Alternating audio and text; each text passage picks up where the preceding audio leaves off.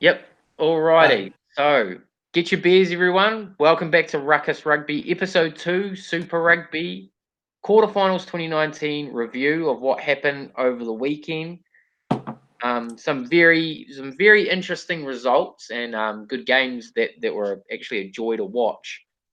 Um, yeah. How did you Yeah. feel about the whole situation? Oh, I was a bit sad, really, seeing the Crusaders win again and again and again, and it seems like no one can stop them now. And also, we were both we were way off on our predictions. Oh We said it yeah. was going to be close. It wasn't close. Bit of a hiding. Yeah, well, that's the thing with the Crusaders. They're a bit hard to, to sort of predict the score because they can just blow it out or. Yeah, you. That's why I thought the Chiefs is a better matchup. Like the Chiefs don't really sit back and let it go. They'll keep trying to come back. Whereas the Highlanders, it looked like they just kind of gave up. Yeah.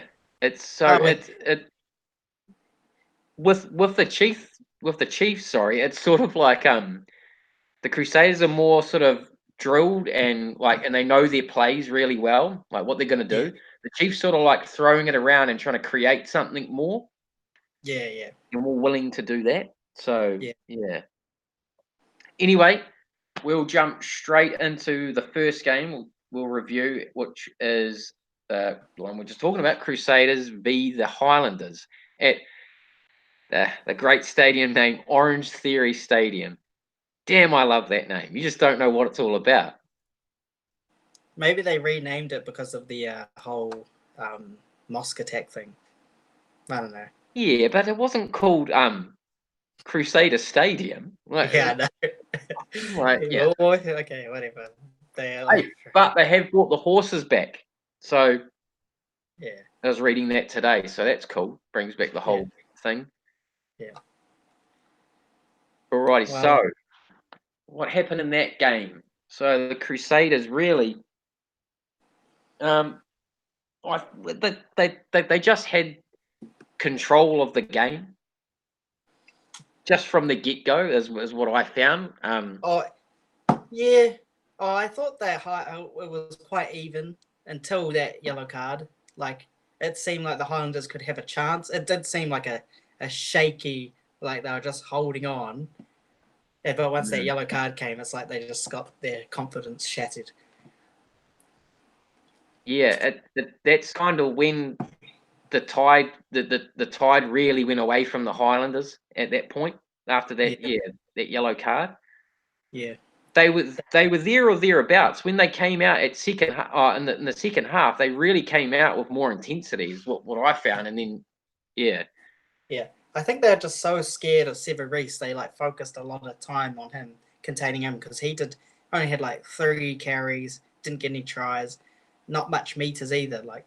Yeah, he was basically not even in the game. Yeah, well, the danger player of the season. So, um, Yeah, the but yeah, Highlanders just forgot how many um, good players is in the Crusaders. yeah. See, that's the thing. They're Yeah, probably worried about trying to really individually mark up on their men than really worrying about the overall game. yeah. Oh, I guess it did. They put that Co Tompkinson against him, didn't they? So, and he Yeah, seems to be quite a good defender. So it could have just been him, but doing a good job. yeah.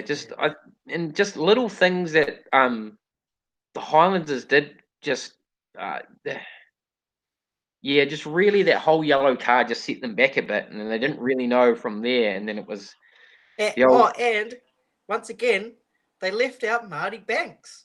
oh yeah, come yeah. What was that? I mean, I feel like I haven't got to see him play enough. He's just oh, I'll just go overseas now. He's gone again. He well, probably yeah. won't come back now. It's kind of like the whole Sonny Bill Matanonu situation. Like he's come back, and you didn't really utilize him. Yeah. Ah, it's a shame. He could have. He was a really good player. Oh yeah. Well, hey, no, he still is. He's just not playing Yeah. for New Zealand. I mean, Although he did I guess he dropped a kick and they got a try from it. in the goal. He couldn't catch it. Yeah. He just came onto the field though, but yeah. They're already losing. We won't hold that against them. Well, yeah, and it's just like, to me, when for a quarterfinal matchup, you really need to have, you need to really be all in. Otherwise, Yeah. what's the point? Yeah. They really either should have started Marty Banks or purely got him straight or got him on as early as they should have. Could have. Yeah. I would have even preferred Brent Gatland if he's there. Mm. Anyway, for the stats, the two standouts was Richie Mo'unga and David Havili, both with 12 carries, and David Havili's got 71 meters gained, and Richie Mo'unga's got 64. Plus, they got Richie Mo'unga's got 2 tries. David Havili got 1, so both of them had a pretty good game. Yeah, well, 2 standout players there. You can't go wrong with that. I mean, Two really, All Blacks. yeah, really, when you look at it, the Crusaders really just have players like that all over the park. So Yeah, they're freaking cheating. yeah, I mean, yeah. Anyone from the Highlanders that were really, trying to really work for the team, putting in some effort. Yeah. I mean, wow. I mean, Squire was really putting in some hits. Just apart from that silly, yeah. Yeah. But the best, my person is a Tehorangi. I don't know. No. Now you're thinking about Hootie Orangi from the Chiefs when we're talking about Te Horangi. What now? See, now I'm confused. Oh, let's just call it. They call him Tay Walden. So Tay Walden. Yeah. But he made the most tackles on their team, and he's a back with 11 tackles. So it's going to be worth something. It's a high work rate right there. Yeah, so good defender at number 12 too. But yeah, should we go on to the next one then? Yeah. So it was a good, the Crusaders. Also depressing. Yeah, very much so. So the next game, should we get into the Hurricanes or no, Jaguares and Chiefs? Okay, all right. Yeah. So there was I only caught the highlights of that one. I watched it, and it just looked like they hit the way they're playing the Jaguares. They just look like they're controlling the game. They looked really confident too. Yeah. I don't know. And every time the Chiefs would get down there and be hoping to get a try, they'd be turning it over. The best player was that Pablo Matera guy, number 6. He scored a try in under a minute as well. Wow. Yeah. And he was turning it over hard out, and he also he turned it over, ran, and then I think he got another try possibly, or he set someone up for a try. He turned it over, ran, and broke through the line, then passed it, and then got it back and set someone up, some crazy stuff. He was having a good game. Yeah, it's the thing. I mean, the Chiefs, they could have won that. They probably should have won it. Yeah. But I mean, the thing with the Jaguares is they have, because they've got they're a team that their mentality is they've got nothing to lose, sort of thing. So they'll just go at it, throw the ball around, and they've got some flair. They've really got some flair. I mean, imagine if they win all the way. I mean.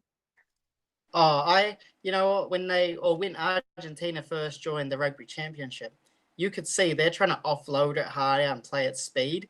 Yeah. And at first, they'd always eventually knock it on and force the pass. They didn't need to pass or something. Yeah. But now you can see, since then, they've really matured, and those passes go to hand. they're so dangerous now. So it could be a danger at the World Cup this year, but we can make another video about that. Yeah. But an interesting stat, the defenders beaten by the Chiefs is 22 and the Jaguar is only 17, but that Pablo Matera, he's a forward and he had the most defenders beaten in the whole game with 6. And he's number 6. Yeah. He's just still, he's pretty good. It's like they've taken a leaf out of the All Blacks play, whereas they just try and have, like, what I've noticed is that when they're offloading, it's like the All Blacks, like there's someone always on their shoulder, ready for a pass. Yeah, but their back, their loose forward trio is more dynamic than, well, probably the most dynamic in the world. It has to be, like their ball playing. You know, like Sam Cane. Like they can do it, but like they're more like Sam Cane's known for his hard work and stuff. These guys are like offload and breaking the line and quite fast. Yeah. But yeah, it just looked like, you know, the kind of game where you can sense someone's gonna win, like when the Crusaders are playing. It kind of felt like that. Like it felt like the Chiefs can't take part. You can't win. They just can't pass them. When I was watching the highlights as well, which was I found quite interesting, is that the fans there were just so loud and so behind their team that the sound was like drowning out anything else that I could sort of hear. Yeah. The random thing about that is like they just like it'll go silent when nothing's happening, but as soon as their team starts doing something or they don't agree with a call, they start yelling. So it's so weird. There's no constant cheering or anything. It's like dead silent. Then it's all of a sudden noisy. So yeah, it was a pretty good crowd. But what about any standouts for the Chiefs in that game? Any positives or? Yes, no. Sam came. Even though he just came back from injury, he still made 20 tackles in that game. So yeah. I mean, also just to mention that Pablo Matera, who had good attacking stats, he also made 15 tackles, so which is the most in out of the Jaguares as well. So, jeepers. Also, just a quick honourable mention for the Chiefs, that Peter Suakula, that guy. Oh yes, I actually quite like him. He's coming along quite nicely, and he made 18 tackles too. He's quite good attacking as well. Probably because he's Fijian, they seem to all be able to be like, they seem more like focused on the running and the offloads and stuff like that. Well, because they're more willing to, get their hands dirty, although they just like the physical stuff. Yeah, but anyway, so those two had a pretty good game, despite they lost. Yeah, so I'm like, because you're a bit of a Chiefs man, aren't you? Yeah. I am, but this usually I'm a Chiefs guy, but this year I went for the Blues because I felt sorry for them. Oh, you felt sorry. Yeah, that didn't work out. So then I was like, "Come on, the Chiefs," and then they lost. So I guess it's the Hurricanes now. There was no need to feel sorry for the Blues this season when they had Nonu coming back and Sonny Bill, and they never used them. Yeah, it's a bit their fault, eh? Anyway. Well, yeah, that's management, coaches, but hey, yeah. So anyway, now are we on to? It's the Hurricanes and Bulls. Yes. So yeah, I did watch that game last night. It was a good game, but to me the Hurricanes were just off. They weren't. Yeah. From my standpoint, the Bulls were just. They were coming up really. Their line speed on defense, I think, was shaking the Hurricanes. They were coming up really fast and really flat, and they didn't really know what to do. And another key point in that game as well, like you mentioned about how Sevu Reece was getting wrapped up, Yeah. good and proper. they were really wrapping up Laumapi. He couldn't. He was quiet all game. Quiet all game. Yeah. Yeah, I didn't even know he's like. Sometimes I wonder if he's even playing. Yeah. So that was a good strategy. I think the Bulls had the right game plan going into that game. But also, I think he can't. They're a big team. They got big boys in that team. Yeah, no, so, yeah. So he did have a run actually, Laumapi, and he ran right at Andre Pollard, and Andre Pollard just tackled him. Yeah. And that was there. Yeah. And he didn't even go low or anything. He let him run into his chest. Yeah. So that's why I don't think he's like really effective against big people. He's more effective when he gets on the wing. Yeah, and when they try and tackle his legs, he's got strong legs. He can step out of it. But if you go high on him, he's short. So yeah, he can't really bump people off. He just needs what he needs is because his power comes when he gets a head of steam up when he's running onto the ball, and that's when he's hard to stop when he's got that momentum. So so they just beat him. So when the Bulls were coming up with that line speed, it's hard for him to get anywhere. So I think they really did their homework on that, and they just fell short. Yeah, they always try and use him. He's got hardcore stats with carries and meters gained and stuff. Yeah, one of the top. I think he's one of the top. I was a little bit impressed with that. Because Wes Husson. Yeah, he had a pretty good game. He got sent off though, because I think he was injured. Yeah, he did. Yeah, and they brought on that Rayasi. Now I think he was in the Blues last year, but didn't really get any solid game time. So the Hurricanes took him under their wing, and I was quite impressed with him. He's new. He's a bit inexperienced. He made a few mistakes, but that try he got he showed his pace. So yeah, but I thought that what, if he didn't score that try and got run down, they were praising him and saying, "Oh, he backed himself." But if he didn't, if he got tackled, they would have been like criticizing him. Well, yeah, because he didn't even like once he got through, he didn't even look. He didn't even look once to see if there's someone to pass to. Yeah, you keep going. Yeah. He's like, I'm going to get this try or no one is. So I thought that was a bit immature. Like, you see the good players, they'll at least look and just check if someone's on their tail and if they need to pass. Or if they feel getting tackled, they know someone's out to the left so they can just pass it. So, but I was impressed with him. Yeah. But you can kind of see the immaturity. So. And just another quick thing about the game, what I noticed as well was, so Beauden Barrett was kicking well at the goal kicking, was kicking well at the start, and then he missed. To me, did you see he had a new pre-kick routine? No. He's like leaning down into the ball, and he's like his legs on the ground. He's like, and now he's like, so like a golfer lines up their shot.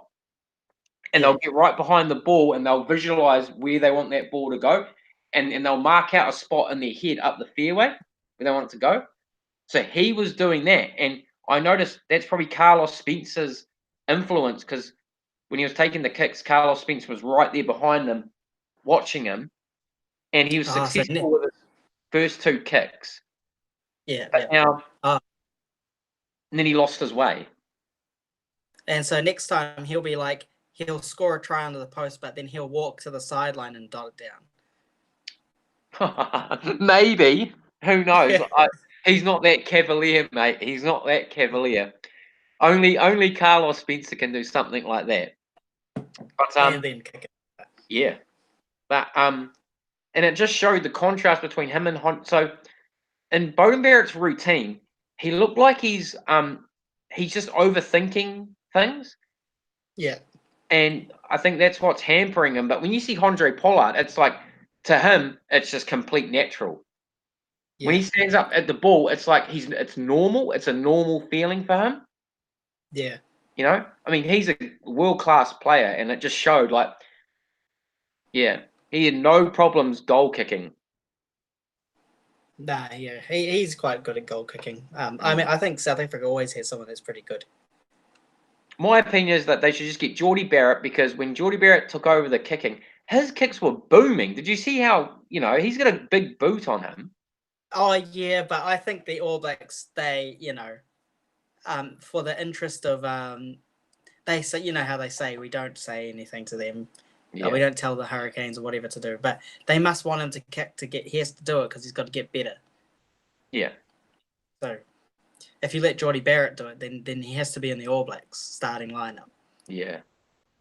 Anyway, stats. So for the interesting stat, not a good one, about Laumapi. 6 carries, only 4 meters gained. It's like the lowest on the team. Yeah. There's a couple of forwards that have lower, but they've made less carries too. But yeah, he's like the 3rd lowest meter gainage on the whole Hurricanes. Yeah, to me that goes back into the Bulls' line speed on defense. They just didn't give him any room, any width to move. Yeah. And but for good stats, wow, you'd probably have to give it to it's TJ Perenara. Meters gained 103, more than double anyone else on their team. Oh, that Rayasi has 83 actually, and 2 tries. So Rayasi, we'll give him like Rayasi and TJ Perenara. And for the Bulls, Cornell Hendricks, he scored a pretty good try, and he got 2 tries. So and then that Warwick Gallant, 82 meters, the most on the whole team, 82 meters gained. So their fullback and winger had a pretty good game. Yeah. And they got a try. So they scored all the tries between them two. Cornell Hendricks had a chance to win it for them, but yeah. Yeah. Or no, get a draw. Yeah. Get a draw and then possibly win. Yeah, because I was actually secretly hoping that they got that, because it'd be, wow, extra time. Yeah. Because Andre Pollard's probably going to nail that kick. After the game, when they were doing like the after-match interviews, Cornell Hendricks was on the field and the camera went to him and he was crying. Yeah, so he was pretty upset. Yeah.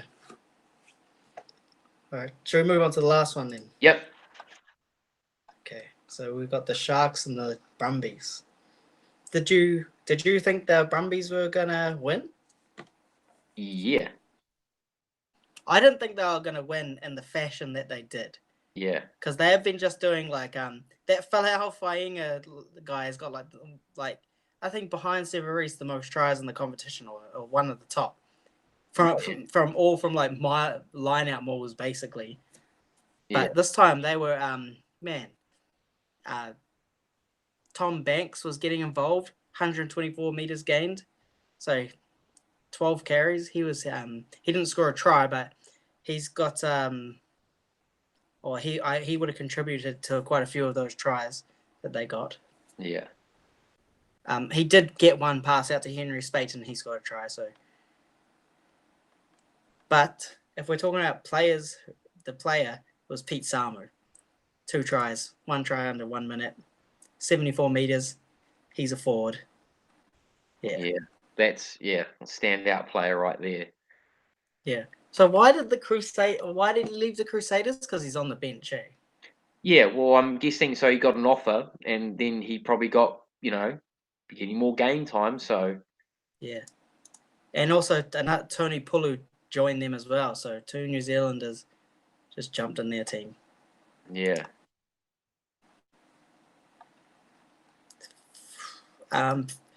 This one was also a bit of a thrashing, 38-13. But the Sharks, I don't know. I guess Andre Esterhazen, he did score 1 try, 53 meters gained, which is the most on on the Sharks team. So he had a alright game as well. Yeah, because I didn't watch all of the game, but in the opening,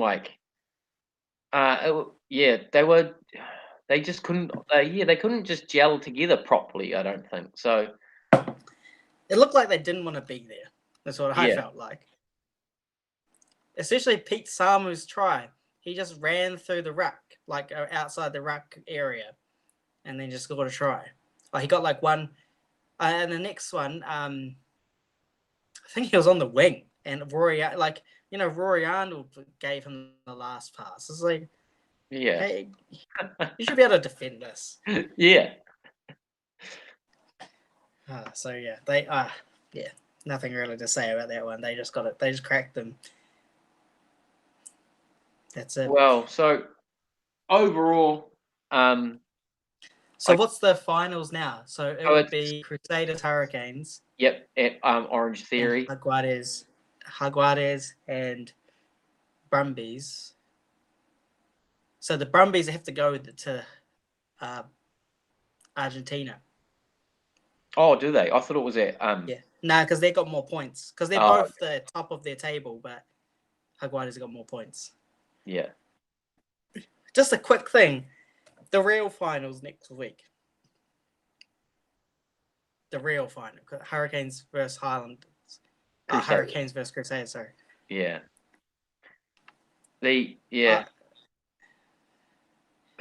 So Crusaders Hurricanes in Christchurch at Orange Theory Stadium. Who's going to win?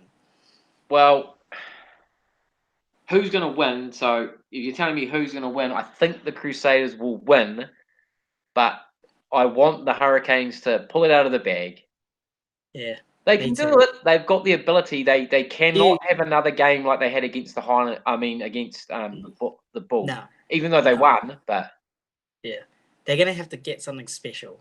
Yeah. But Tommy, if the Bulls can stop Laumapi and their key players, how much more so can the Crusaders can do that? Well, just as well. Yeah, very better. Yeah. So, but the unfair thing about that is if the Hurricanes do win, they have to go to Argentina or Australia. Yeah. I think it's not a problem.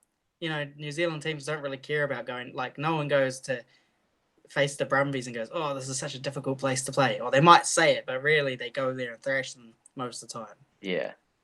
And same as I'd probably be more worried about going to Argentina after seeing what happened to the Chiefs. Yeah, I would. And you'd be getting drowned out with all the sound and, all the noise. Yeah.